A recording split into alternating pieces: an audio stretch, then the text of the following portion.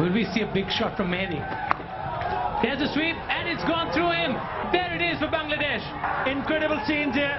What a comeback. It's one of the greatest comebacks for Bangladesh. কলম্বোতে বাঘের থাবায় সিংহবধ। শ্রীলঙ্কার বিপক্ষে ইতিহাস রচনা করে শততম টেস্টে 4 উইকেটের জয় বাংলাদেশের।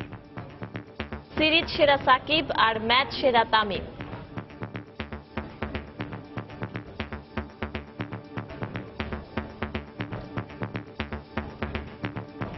We are doing well at home, so it was important for us to do well overseas. Obviously, it wasn't easy because the way we lost the first test, we had to come back strongly and we had to play our best cricket. We had a meeting just before this match started, which was, I think, that was the game changer. উল্লাসে মাতোয়ারা tiger সমর্থকরা। শততম টেস্টে বাংলাদেশ এইভাবে জয় ছিনিয়ে আনবে আসলে আমরা কল্পনা করতে পারি। 100তম টেস্ট এইটা আমরা জিততে পারছি, এটা আজীবন আমাদের স্মরণীয় হয়ে থাকবে। বাংলাদেশের চেয়েতে আমরা খুশি, আগামীতে আরো জিতুক সেটাই আমরা চাই। আমরা আশা রাখি সামনে যে ওয়ানডে সিরিজ আসছে সেই ওয়ানডে সিরিজেও অনেক ভালো খেলবে। দেখছিলেন প্রধান শিরোনাম। সন্ধ্যার সময় সঙ্গে আছি আমি হাফসাতুন নেসা এবং আমি পারমিতাহীন। এবার অন্যান্য শীর্ষ সংবাদ। সাবেক ব্রিটিশ হাই কমিশনার আনোয়ার চৌধুরীর ওপর গ্রেনেড হামলা মামলায় জঙ্গি নেতা মুফতি হান্নানের রিভিউ খারিজ। মৃত্যুদণ্ড কার্যকরে আর কোনো বাধা নেই। আশকোনায় র্যাব ব্যারাকে আত্মঘাতী হামলার ঘটনায় সন্দেহভাজন আটক আবু হানিফাকে সাদা পোশাকে তুলে নিয়ে যায় 27 ফেব্রুয়ারি, দাবি পরিবারের। আওয়ামী লীগ ক্ষমতায় আসার পরে সব শ্রেণী পেশার মানুষের উন্নয়নে কাজ করে যাচ্ছে, বেড়েছে জীবনযাত্রার মান, তাঁতি লীগের সম্মেলনে প্রধানমন্ত্রী। এবং কাউন্সিলের 1 বছরেও দল গোছাতে পারেনি বিএনপি। নেতৃত্বের ব্যর্থতার কথা স্বীকার করলেও সরকারের দমন পীড়নকেও দায়ী করছেন নেতারা।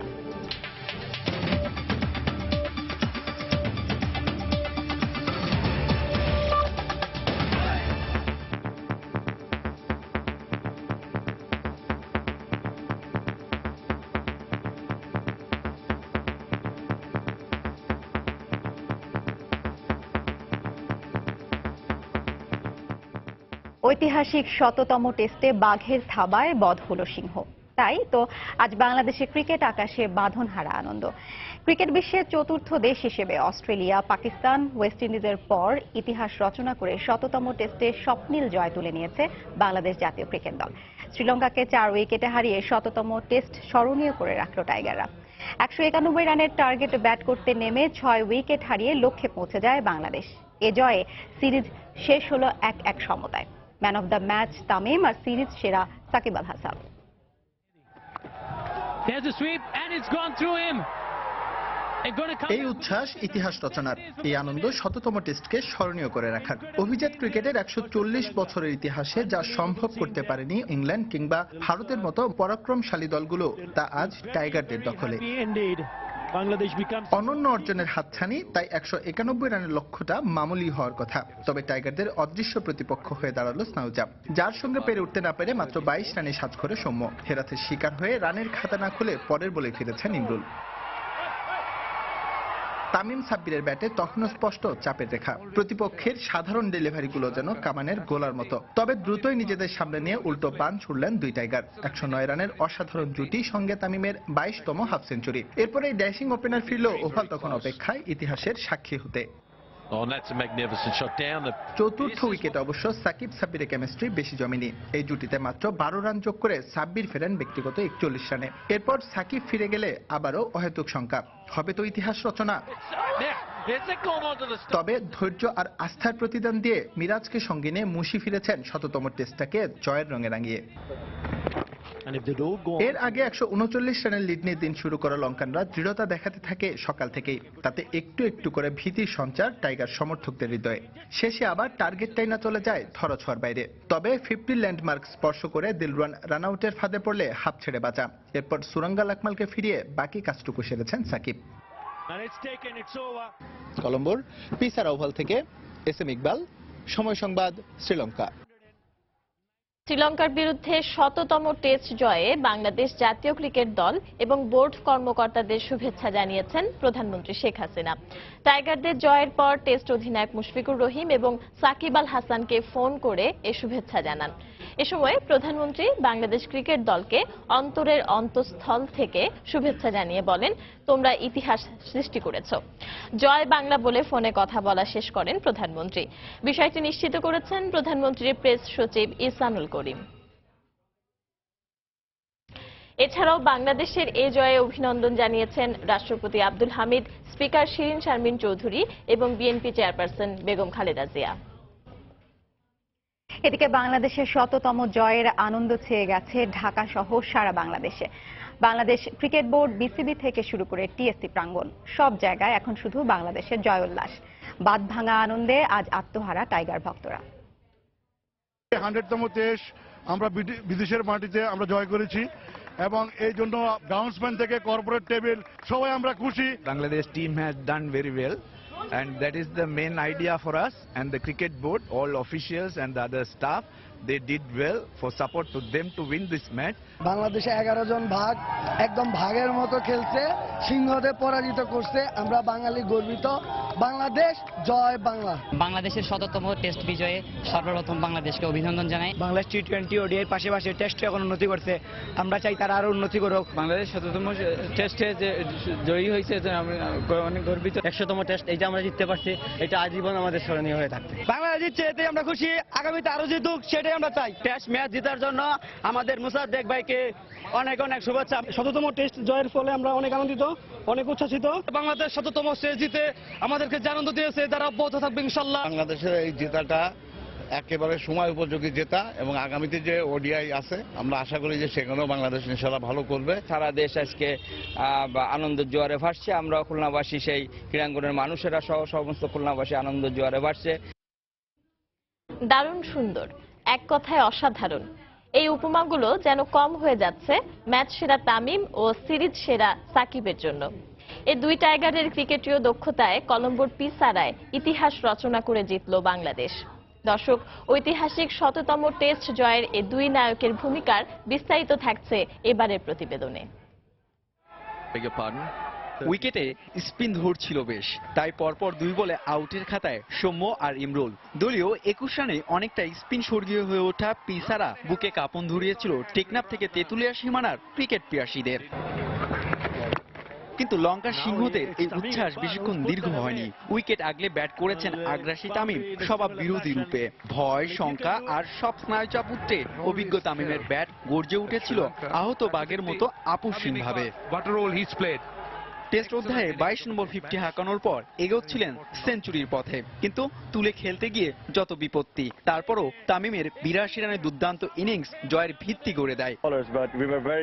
শেষ দিনের আগে আমরা সবাই পরিকল্পনা করেছিলাম ওদেরকে 150 রানের মধ্যে আটকে রাখতে, কিন্তু লঙ্কানরাও দারুণ খেলেছে। দলের অভিজ্ঞদের সঙ্গে নতুনরাও দারুণ খেলেছে। এ জয় ওয়ানডে সিরিজে ভালো খেলতে আমাদের সাহায্য করবে।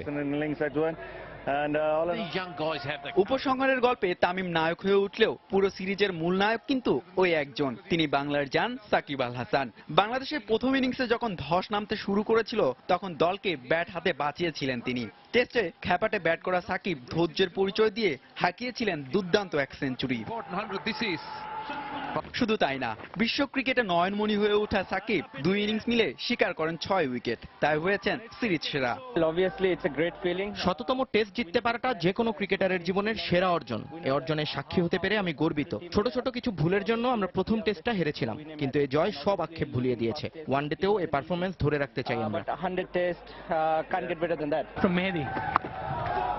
ঐতিহাসিক ১০০তম টেস্টে জয়ের নায়ক সাকিব তামিম কাগজে কলমে বড় ভূমিকা রাখলেও কলম্বো টেস্টে টাইগারদের এই বিজয়ের মাঝে স্পষ্ট হয়ে উঠেছে টেস্টে বাংলাদেশ টিম বাংলাদেশ হয়ে উঠেছে। হুমায়ুন কবির রোজ, সময় সংবাদ। সন্ধ্যার সময় আরো থাকছে।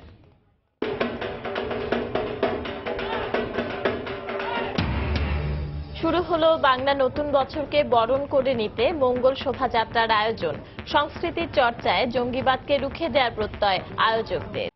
সিলেটের সাবেক ব্রিটিশ হাই কমিশনার আনোয়ার চৌধুরীর উপর গ্রেনেড হামলা মামলায় জঙ্গি নেতা মুফতি হান্নান সহ 3 জনের রিভিউ আবেদন খারিজ করে দিয়েছেন আপিল বিভাগ। এর মধ্য দিয়ে মুফতি হান্নান, শরীফ শাহেদুল আলম ওরফে বিপুল ও দেলোয়ার হোসেন ওরফে রিপনের মৃত্যুদণ্ড কার্যকরে আর কোনো আইনি বাধা রইল না। দুপুরে প্রধান বিচারপতি এসকে সিনহার নেতৃত্বে 3 সদস্যের আপিল বেঞ্চ আসামিদের রিভিউ আবেদন খারিজ করে দেন। 2004 সালের 11 মে সিলেটে হযরত শাহজালাল রহমতুল্লাহ আলাইহি ওয়াসাল্লামের মাজার জিয়ারত করতে যান বাংলাদেশি বংশোদ্ভূত British high commissioner Anwar Chowdhury. দরগাহ প্রাঙ্গণে তাকে লক্ষ্য করে গ্রেনেড হামলা চালানো হয়। এতে ঘটনাস্থলে পুলিশের সহকারী উপপরিদর্শক কামাল উদ্দিন নিহত হন। এতে আহত হন আনোয়ার চৌধুরী সহ বেশ কয়েকজন।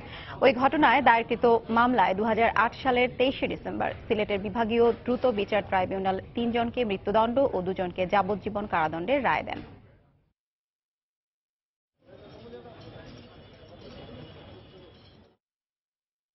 রাষ্ট্রপতির কাছে তারা প্রাণ ভিক্ষা চাইবে কিনা, তারা যদি রাষ্ট্রপতির কাছে প্রাণ ভিক্ষা চায় সে দরখাস্ত রাষ্ট্রপতির কাছে যাবে, আর যদি না চায় তখন জেল কর্তৃপক্ষ তাদের পরবর্তী প্রক্রিয়া এগিয়ে যাবে।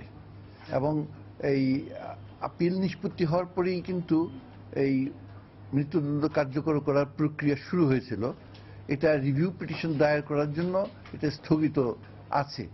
যেহেতু রিভিউ পিটিশন এখন খারিজ হয়ে গেছে, এখন আর কোনো রকম বাধা নেই জেল কর্তৃপক্ষের কাছে এটা দণ্ড কার্যকর করার ব্যাপারে।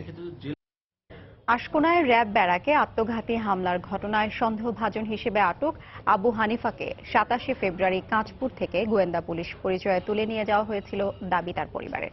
এ ঘটনায় 4 মার্চ সিদ্ধিরগঞ্জ থানায় সাধারণ ডায়েরিও করে তার পরিবার। এর আগে র্যাব জানিয়েছিল শুক্রবার তাদের ব্যারাকে আত্মঘাতী হামলার পরপর ঘটনাস্থলের পাশে থেকে আটক করা হয় তাকে। তবে পরিবারের এ দাবির বিষয়ে চেষ্টা করেও র্যাবের বক্তব্য পাওয়া যায়নি। খান মোহাম্মদ রুমেলের রিপোর্ট। হানিফের মৃত্যুর খবরটি জানা যায় বিমানবন্দর থানায় করা র্যাবের একটি জিডির সূত্র ধরে। সেখানে বলা হয়, শুক্রবার রাজধানীর আশকোনায় র্যাবের ব্যারাকে আত্মঘাতী হামলার পরপরই পাশের মুনমুন কাবাব রেস্টুরেন্টের সামনে থেকে আটক করা হয় তাকে। আটকের পরপরই অসুস্থ হয়ে পড়লে হানিফকে কুর্মিটোলা হাসপাতালে নেওয়া হয়। সেখানে জানা যায় হার্ট অ্যাটাকে মারা গেছে সে। কিন্তু তার পরিবারের দাবি 27 ফেব্রুয়ারি ভোরে কাঁচপুর ব্রিজ এলাকা থেকে ডিবি পরিচয়ে তুলে নেওয়া হয় তাকে। ওই দিন গভীর রাতে একটি গাড়িতে করে বাসায় নিয়ে আসা হয় তাকে, কিন্তু নামানো হয়নি গাড়ি থেকে। বাসার নিচ থেকে হানিফের মোটরসাইকেলটিও নিয়ে যায় আগুন্তকরা। পরিবারের দাবি, গেল বুধবারও সাদা পোশাকের লোকজন হানিফকে নিয়ে বাসায় আসে। আমরা সিদ্ধিগঞ্জ থানায় একটা জেডিএনটি করছি। 3-4 দিন পরে মোহাম্মদপুর থানার ওই একটা টিম আর সিদ্ধিগঞ্জ থানার একটা টিম ওইখানে ভিডিও উদ্ধার করছে। পিছন গুনাইয়া থাবা মারিয়া পিস্তল ধরিয়া হেই এপার হাইয়েস গাড়ি তুড়ে চোখ বান্ধা লইয়া টান দেছে। ড্রাইভারের ধরিয়া কয় চালা, ড্রাইভারের ঠাইয়ে ধরে তুই গাড়ি চালা। পরিবারের লোকজন বলছে, কুর্মিটোলা হাসপাতালে হার্ট অ্যাটাকে নিহত ব্যক্তির ছবি তাদের দেখিয়েছে বিমানবন্দর থানা পুলিশ। ছবি দেখে তারা নিশ্চিত নিহত ব্যক্তি হানিফ। থানায় বইসা ওই এক সারে আর কি ওই ফেসবুকে দেখাইছে ছবিটা, ওই ছবিটা আমার বাইরের ছবির মতনই। 53, 46, 48 আর গাড়ি ঢাকা মেট্রো চ ওখানে এসে আর মানে আমরা দাঁড়াই দিচ্ছি, আমাদের ঠেলে ঠেলে নামাই দেয়। কত তোমরা কি লাগো পরে আমি কইছি কি আমি আর বাইরে লাগে আমার সরাই দেয়। তবে এসব অভিযোগের বিষয়ে চেষ্টা করেও র্যাবের বক্তব্য পাওয়া যায়নি। এদিকে শনিবার র্যাবের চেকপোস্টে নির্দেশ অমান্য করে চলে যাওয়ার সময় গুলিতে নিহত যুবকের মৃত্যুর ঘটনায় খিলগাঁও থানায় মামলা হয়েছে। র্যাপিড অ্যাকশন ব্যাটালিয়ন বাদী হয়ে একটি এজাহার দিয়েছে। আমাদের থানায় একটি নিয়মিত মামলা রুজু হয়েছে। সন্ত্রাস বিরোধী আইনে মামলাটি রুজু হয়েছে। এই আমরা মামলার তদন্ত কার্যক্রম শুরু করেছি। তবে এখনো তার পরিচয় নিশ্চিত হওয়া যায়নি। খান মোহাম্মদ রুমেল, সময় সংবাদ, ঢাকা। আওয়ামী লীগ ক্ষমতায় থাকলেই কেবল দেশের উন্নয়ন হয়, এই বার্তা দেশের সর্বস্তরের জনগণের কাছে পৌঁছে দিতে দলের নেতাকর্মীদের নির্দেশ দিয়েছেন প্রধানমন্ত্রী শেখ হাসিনা। বলেছেন, সুষ্ঠু পরিকল্পনা নিয়ে কাজ করলে দেশের উন্নতি সম্ভব, এটি প্রমাণ করেছে সরকার। সকালে রাজধানীর কৃষিবিদ ইনস্টিটিউটে বাংলাদেশ তাঁতি লীগের প্রথম জাতীয় সম্মেলনে একথা বলেন তিনি। এ সময় নেতৃবৃন্দকে মানুষের কল্যাণে কাজ করারও আহ্বান জানান আওয়ামী লীগ প্রধান। 1965 সালে পাকিস্তান তাঁতি সমিতি নামে প্রতিষ্ঠা লাভ করা সংগঠন আজ বাংলাদেশ তাঁতি লীগ। 2003 সাল থেকে আওয়ামী লীগের অন্যতম সহযোগী সংগঠন হয়ে ওঠে বাংলাদেশ তাঁতি লীগ। সহযোগী সংগঠন হিসেবে প্রতিষ্ঠার 1 যুগ পেরিয়ে গেলেও বিগত বছরগুলোতে হয়নি কোনো জাতীয় সম্মেলন। এবারই প্রথম জাতীয় সম্মেলনে নতুন সাংগঠনিক নেতৃত্ব পাবেন অনুসারীরা। যারা সম্মেলন উদ্বোধন করেন আওয়ামী লীগ প্রধান ও প্রধানমন্ত্রী শেখ হাসিনা। নেতৃবৃন্দের উদ্দেশ্যে বলেন, আওয়ামী লীগ ক্ষমতায় থাকলেই যে দেশের উন্নয়ন হয় এই বার্তা পৌঁছে দিতে হবে সর্বস্তরের জনগণের কাছে। বাংলাদেশের মানুষ যে আজকে একটু উন্নত জীবন পাচ্ছে, দুবেলা পেট ভরে খেতে পাচ্ছে, তারা একটু চলাফেরা করতে পারছে, আর্থিক সচ্ছলতা পাচ্ছে, এটা যে একমাত্র আওয়ামী লীগ সরকারই দিতে পারে, এই কথাটা, এই বার্তাটা পৌঁছে দিতে হবে গ্রামগঞ্জের মানুষের সমস্যাটা কি সেটাও দেখতে হবে এবং সেটা সমাধান কিভাবে করা যায় তাও দেখতে হবে। প্রত্যেক সংগঠনের নেতাকর্মীদের তাদের সম্প্রদায়ের উন্নতি, সুযোগ সুবিধা নিশ্চিত করতে কাজ করার আহ্বান জানান দলীয় প্রধান। যে যে বিষয়ে সংগঠন করছেন সেখানে সেই সম্প্রদায়ের মানুষের যাতে কল্যাণ হয়, উন্নতি হয়, সেদিকে বিশেষভাবে দৃষ্টি দেবেন। এটা একান্তভাবে প্রয়োজন, কারণ সংগঠন করা মানে শুধু নেতা হয়ে বসে থাকা না। প্রতিযোগিতামূলক বিশ্ববাজার ব্যবস্থায় তাঁত শিল্পকে টিকিয়ে রাখতে সরকার বিভিন্ন পদক্ষেপ নিয়েছে উল্লেখ করে প্রধানমন্ত্রী বলেন, নিজ দেশের ঐতিহ্য টিকিয়ে রাখতে তিনি বিদেশিদের তাঁত বস্ত্র উপহার দেন। আমি কিন্তু প্রধানমন্ত্রী হওয়ার পরে ওই ফ্রেঞ্চ শিফন কখনো পরি না। আমাদের তাঁতিদের তৈরি কাপড়, এই কাপড়টাই কিন্তু আমি সবসময় ব্যবহার করি এবং বিদেশে যত উপহার দিই সেখানে উপহারের খাতায় কিন্তু সবসময় আমাদের দেশীয় তৈরি কাপড় আমরা রাখি। দেবাশিস রায়, সময় সংবাদ, ঢাকা। কাউন্সিলের 1 বছরেও দল গোছাতে পারেনি বিএনপি, নামতে পারেনি রাজপথে। এ অবস্থায় নেতৃত্বের ব্যর্থতা ও সিদ্ধান্তহীনতার দায় স্বীকার করছেন শীর্ষ নেতাদের কেউ কেউ। এ নিয়ে অসন্তোষ রয়েছে দলে। তবে কোনো কোনো নেতা মনে করেন নেতৃত্বের দুর্বলতা নয়, সরকারের দমনপীড়নেই বিধ্বস্ত হয়েছে বিএনপি। সালাউদ্দিন সুমনের রিপোর্ট। 5 জানুয়ারির নির্বাচনের পর আন্দোলনে ব্যর্থতা সহ নানা কারণেই অনেকটাই বিধ্বস্ত হয়ে পড়া দলকে চাঙ্গা করতে গত বছরের 19শে মার্চ ষষ্ঠ জাতীয় কাউন্সিল অনুষ্ঠান করে বিএনপি। রাজধানীর ইঞ্জিনিয়ার্স ইনস্টিটিউশন প্রাঙ্গণে অনুষ্ঠিত এই কাউন্সিলের পর 4 দফায় দলের 502 সদস্যের বিশাল আকারের পূর্ণাঙ্গ কমিটি ঘোষণা করা হয়। এরপর পর্যায়ক্রমে জেলা ও মহানগরের কমিটি গঠনের কাজ শুরু হলেও নানা প্রতিবন্ধকতায় গতি পায়নি তা।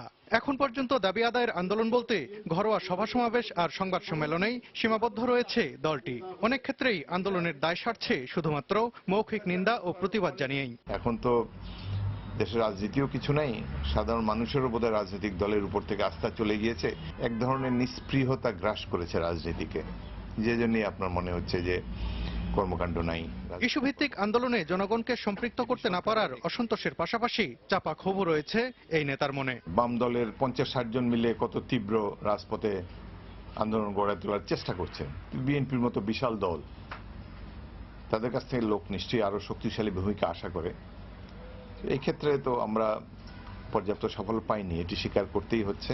আজকে একটা অসম অবস্থায় একটা রাজনীতি চলছে, এক পক্ষ সবকিছু করে বেড়াচ্ছে আর বাকিদেরকে বাইরে রাখা হয়েছে। তবে নেতৃত্বের ব্যর্থতার চেয়ে সরকারের আচরণ ও নানাবিধ প্রতিবন্ধকতাকেই ঘুরে দাঁড়ানোর অন্তরায় হিসেবে দেখছেন দলের স্থায়ী কমিটির এই সদস্য। রাজনীতিবিদরা এবং জনগণ তার রাজনৈতিক প্রতিপক্ষকে মোকাবেলা করতে পারবে রাজনৈতিকভাবে, কিন্তু রাষ্ট্রীয় সন্ত্রাসের মোকাবেলা করার জন্য তো দেশের জনগণ প্রস্তুত নাই। রাষ্ট্রীয় সন্ত্রাসকে মোকাবেলা করার জন্য তো রাজনৈতিক শক্তিগুলো প্রস্তুত নয়। সাংগঠনিক ভিত্তি মজবুত করে শিগগিরই আন্দোলনের মাঠে নামবে বিএনপি, আবারও এমন কথাই জানালেন এই শীর্ষ নেতা। সালাউদ্দিন সুমন, সময় সংবাদ, ঢাকা। সন্ধ্যার সময় আরো থাকছে। গাইবান্ধার গোবিন্দগঞ্জে ট্রাকের সঙ্গে সংঘর্ষে নিয়ন্ত্রণ হারিয়ে বাস খাদে, মা ও শিশু সহ নিহত 6, আহত আরো 9 জন। ওভারটেকিং কারণ বলছে পুলিশ। 25শে মার্চ গণহত্যা দিবসের আন্তর্জাতিক স্বীকৃতির জন্য বিশ্ব জনমত গড়ে তোলার আহ্বান জানিয়ে খাদ্যমন্ত্রী অ্যাডভোকেট কামরুল ইসলাম বলেছেন, সব ধরনের প্রচেষ্টা চালাবে সরকার। বিকেলে জাতীয় প্রেস ক্লাবে সেক্টর কমান্ডার্স ফোরাম আয়োজিত সেমিনারে এই কথা বলেন খাদ্যমন্ত্রী। এ সময় পাকিস্তানি 195 জন যুদ্ধাপরাধীর বিচারের দাবিটি আন্তর্জাতিক মহলে তুলে ধরার আহ্বান জানায় সেক্টর কমান্ডার্স ফোরাম। এই প্রস্তাবকে কার্যকর করার জন্য সরকারের পক্ষ থেকে যা যা করণীয় এবং আমাদের পররাষ্ট্র মন্ত্রণালয়ের পক্ষ থেকে যা যা করার সকল নির্দেশনা সরকার মাননীয় প্রধানমন্ত্রীর নেতৃত্বাধীন বর্তমান সরকার দেবেন এবং সেই পদক্ষেপ গ্রহণ করবেন, এই ব্যাপারে আমি আপনাদের আশ্বাস দিতে পারি। কাজেই জাতিসংঘের কাছ থেকে এই দাবিটি আদায় করা আমাদের জন্য আরো সবার বেশি সোচ্চার হতে হবে, আরো বেশি ঐক্যবদ্ধ হতে হবে এবং আরো বেশি আমাদের সমস্ত বিশ্ব জনমত গড়ে তোলার জন্য সবাইকে আরো বেশি আমাদেরকে তৎপর হতে হবে। আমরা যেটা মনে করি ঠিক ওটাতে আমরা শক্ত থাকতে হবে, কারো দ্বারা যেন আমরা তারই প্রভাবিত না হই, এবং যারা নাকি এখানে এখনো বাধা দিচ্ছে তাদেরকে সময় মতো বিচারকের সামনে তাদের দাঁড় করাতে হবে। মিয়ানমার থেকে নতুন করে আসা রোহিঙ্গাদের সাথে আলাপ করতে কক্সবাজারে পৌঁছেছেন মিয়ানমারের 10 সদস্যের প্রতিনিধি দল। বেলা 12টার দিকে ওই প্রতিনিধি দলটি কক্সবাজারে পৌঁছায়। পরে জেলা প্রশাসক মোহাম্মদ আলী হোসেনের সঙ্গে আলাপ করেন তারা। প্রায় আধা ঘন্টা ব্যাপী আলোচনায় মিয়ানমার বাংলাদেশের সম্পর্ক উন্নয়ন সহ রোহিঙ্গা সমস্যা নিয়ে আলোচনা করা হয়। পরে প্রতিনিধি দলটি উখিয়ার কুতুপালং রোহিঙ্গা ক্যাম্প পরিদর্শন করে। আগামীকাল বালুখালী ও টেকনাফের লেদা রোহিঙ্গা ক্যাম্প পরিদর্শন করার কথা রয়েছে দলটির। গত অক্টোবরে মিয়ানমারের সংঘাতের পর রোহিঙ্গাদের উপর ব্যাপক নির্যাতনের অভিযোগ ওঠে। এ সময় 90,000-এরও বেশি রোহিঙ্গা পালিয়ে আসে বাংলাদেশে। পরে একটি তদন্ত দল গঠন করে মিয়ানমার সরকার। গাইবান্ধায় গোবিন্দগঞ্জে ট্রাকের সঙ্গে সংঘর্ষে যাত্রীবাহী বাস খাদে পড়ে মা ও শিশু সহ 6 জন নিহত হয়েছেন। আহত হয়েছেন অন্তত 9 জন। গতরাত 3টার দিকে ঢাকা রংপুর মহাসড়কে এই দুর্ঘটনা ঘটে। পুলিশ জানিয়েছে ওভারটেকিং এর কারণেই দুর্ঘটনা ঘটেছে। এই ঘটনায় উপজেলা প্রশাসনের পক্ষ থেকে নিহত ও আহতদের আর্থিক সহায়তা দেওয়ার কথা জানানো হয়েছে। হেদায়েতুল ইসলাম বাবুর রিপোর্ট, ছবি তুলেছেন ওবায়দুল ইসলাম। পুলিশ জানায় রোববার রাত 3টার দিকে ঢাকা থেকে নীলফামারীগামী শাকিল পরিবহনের একটি বাস ঢাকা রংপুর মহাসড়কের বালুয়া এলাকায় পৌঁছালে বিপরীত দিক থেকে আসা একটি ট্রাকের সঙ্গে ধাক্কা লাগে। এ সময় বাসের চালক নিয়ন্ত্রণ হারালে বাসটি রাস্তার পাশে খাদে পড়ে যায়। এতে ঘটনাস্থলেই মা ও শিশু সন্তান সহ 4 জনের মৃত্যু হয়। আহত হন অন্তত 11 জন। খবর পেয়ে ফায়ার সার্ভিস ঘটনাস্থলে পৌঁছে আহতদের উদ্ধার করে হাসপাতালে নিলে আরো একজনকে মৃত ঘোষণা করেন চিকিৎসক। আমরা অ্যাক্সিডেন্ট লাগছে, কেমন কেমন করতেছি, তখন ধীরে করে চেতন পেলাম। চেতন বললাম যে কি অবস্থা, অ্যাক্সিডেন্ট হয়েছে। আমি শোনার পরে অজ্ঞান হয়ে গেছি। মোট 8 জন আমাদের হাসপাতাল থেকে চিকিৎসা নেয়। এর মধ্যে 3 জনকে রেফার করা হয়েছে, 1 জন মৃত এবং 4 জন আমাদের এখনো চিকিৎসাধীন অবস্থায় আছে। পরে ঘটনাস্থল পরিদর্শন করে নিহতদের পরিবার ও আহতদের অর্থ সহায়তা দেওয়ার ঘোষণা দিয়েছেন উপজেলা নির্বাহী কর্মকর্তা। এদিকে মর্মান্তিক এই দুর্ঘটনার জন্য ওভারটেকিং প্রবণতাকেই দায়ী করছে পুলিশ। প্রশাসনের পক্ষ থেকে যারা মারা যায় বা আহত হয় তাদের জনপ্রতি 10,000 টাকা করে আমরা নগদ দিয়ে থাকি। ঘটনার যে সিমটম সেই অনুপাতে বোঝা যায় যে ওই বাসের সামনে কোনো যানবাহন ছিল, সেটাকে ওভারটেক করার জন্য তার অপোজিট থেকে আসা যে ট্রাক, এই ট্রাকের বডিতে লেগেই বাসটা নিয়ন্ত্রণ হারিয়ে খাদে পড়ে যায়। এদিকে আহতদের মধ্যে 4 জনের অবস্থা আশঙ্কাজনক হওয়ায় উন্নত চিকিৎসার জন্য তাদের বগুড়া শহীদ জিয়াউর রহমান মেডিকেল কলেজ হাসপাতালে পাঠানো হলে পথে আরো একজনের মৃত্যু হয়। হেদায়েতুল ইসলাম বাবু, সময় সংবাদ, গাইবান্ধা। বাংলা নতুন বছরকে বরণ করে নিতে এরই মধ্যে শুরু হয়েছে মঙ্গল শোভাযাত্রা 1424-এর প্রস্তুতি। সকালে ঢাকা বিশ্ববিদ্যালয়ের চারুকলা অনুষদে এই আয়োজনের উদ্বোধন করেন প্রখ্যাত চিত্রশিল্পী রফিকুন নবী। এ সময় চারুকলা অনুষদের ডিনসহ শিক্ষক ও শিক্ষার্থীরা উপস্থিত ছিলেন। গত বছর মঙ্গল শোভাযাত্রাকে জাতিসংঘের ইউনেস্কোর সাংস্কৃতিক ঐতিহ্যের স্বীকৃতি দেওয়ায় এবার এই শোভাযাত্রার মধ্য দিয়ে বাঙালি সংস্কৃতিকে আরো জমকালোভাবে উপস্থাপন করার প্রত্যাশা ব্যক্ত করেন আয়োজকরা। পহেলা বৈশাখ উপলক্ষে রং আর তুলির নিপুণ কারুকাজের মধ্য দিয়ে চলছে মঙ্গল শোভাযাত্রার প্রস্তুতি। আর তাই শিক্ষার্থীদের কলরব এবং পদচারণায় মুখর ঢাকা বিশ্ববিদ্যালয়ের চারুকলা অনুষদ। পহেলা বৈশাখ 1424-কে সামনে রেখে চলছে মাসব্যাপী আয়োজনের প্রস্তুতি। পহেলা বৈশাখ উপলক্ষে বিভিন্ন কাজ চলবে পুরো মাস জুড়ে। কয়েকটা দিন ধরে টানা কাজ করব, মানুষজন আসবে, আমাদের কাজগুলো দেখবে, শেয়ার করবে। মানে এটার বিশাল একটা ব্যাপার। চারুকলার জন্য এটা একটা উৎসবের মতো।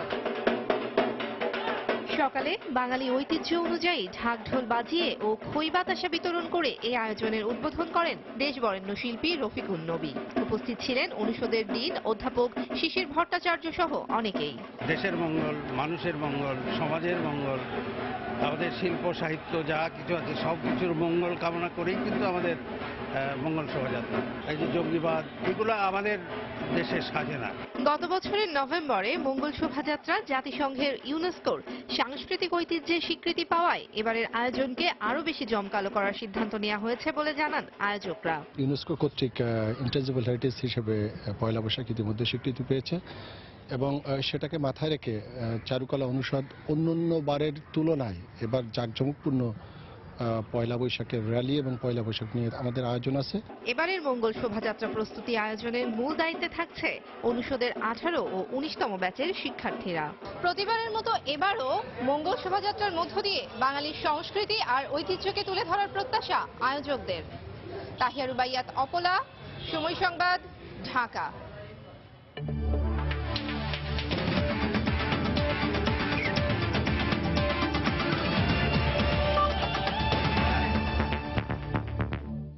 শততম টেস্টে বাংলাদেশের দারুণ জয়ে পুরো দলকে অভিনন্দন জানিয়েছেন সাব্বির রহমান রুম্মানের বাবা মা।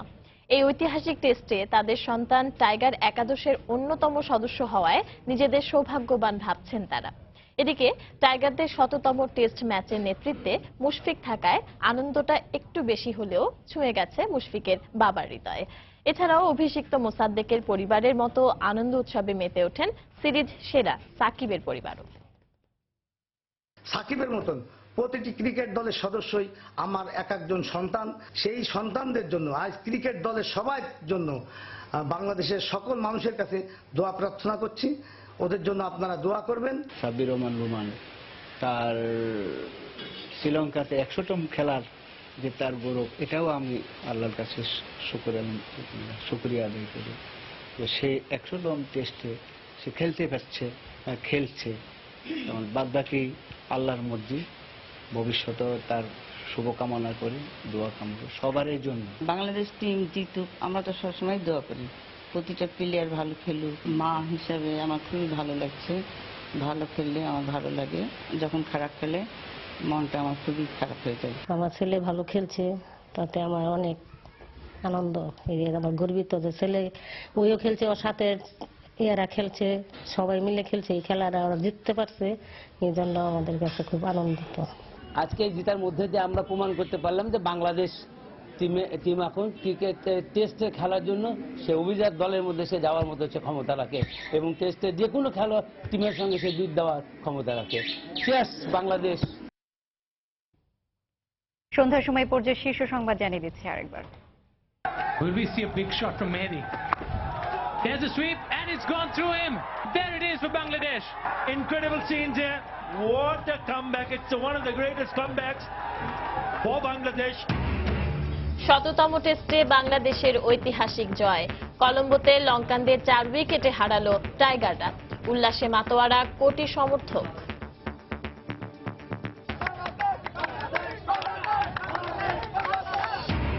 সাবেক ব্রিটিশ হাই কমিশনার আনোয়ার চৌধুরীর ওপর গ্রেনেড হামলা মামলায় জঙ্গি নেতা মুফতি হান্নানের রিভিউ খারিজ।